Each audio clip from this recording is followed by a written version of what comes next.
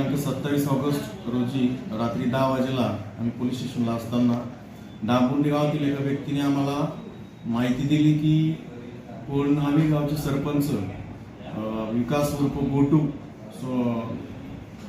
साळुंके यांनी भर चौकात येऊन यांच्याकडे असलेल्या एका अग्निशस्त्रातून फायर केलेला आहे आणि ते तिथून निघून गेलेले आहे.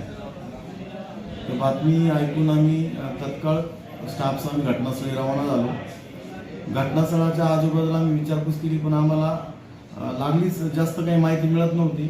म्हणून आम्ही घटनास्थळाची पाहणी केली तर आम्हाला त्या ठिकाणी एक रिकामी पुंगळी मिळून आली. तर आम्ही लागलीच त्या ठिकाणी फॉरेन्सिक व्हॅन बोलून पंचनामा केला आणि ती पुंगळी जप्त केली. त्यानंतर पुन्हा काही साक्षीदारांना विचारपूस केली तर आम्हाला असा दुजोरा मिळाला त्यांच्याकडून की घटना घडलेली आहे. नंतर आरोपीचा मी शोध घेतला असता आरोपी कोळनावीमध्ये नव्हता, तो जळगावमध्ये पळून गेल्याची माहिती मिळाली. आम्ही आमचं पथक जळगावला पाठवलं. LCBचे PSI गोरे साहेब आणि त्यांच्या पथकाने आणि आमच्या PSI महाजन यांच्या पथकाने संयुक्त कामगिरी केली आणि आरोपीला रात्री 1 वाजेच्या दरम्यान ताब्यात घेतलं. आणि आरोपीला पोलीस स्टेशनला आणल्यावर त्यांनी सांगितलं की त्याचं कोळनावी शिवारात एक परमिट रूम बिअर बार आहे, त्या ठिकाणी डांबुर्णीचे काही मुलं यायचे आणि ते व्हिडिओ शूटिंग करायचे.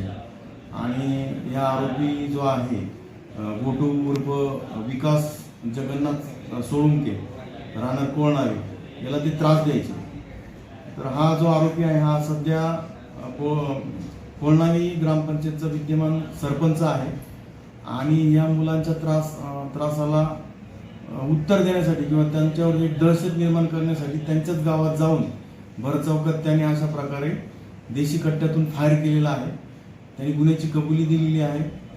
गुन्ह्याची कबुली दिल्यानंतर त्याच्याकडून त्यांनी सांगितल्याप्रमाणे त्याच्या हॉटेलच्या बाजूला असलेल्या शेतातून हा जो काही देशी कट्टा आहे, जो गोळीबार करण्यासाठी वापरला तो कट्टा आणि एक जिवंत काडतूस जप्त करण्यात आलेला आहे. आरोपीला अटक करण्यात आलेली आहे. आरोपी विरुद्ध भारतीय हत्यार कायद्याची गंभीर कलम लावण्यात आलेली आहे. आरोपीला आता थोड्या वेळात आम्ही कोर्टात हजर करणार आहोत आणि त्याची पोलीस कस्टडी घेणार आहोत.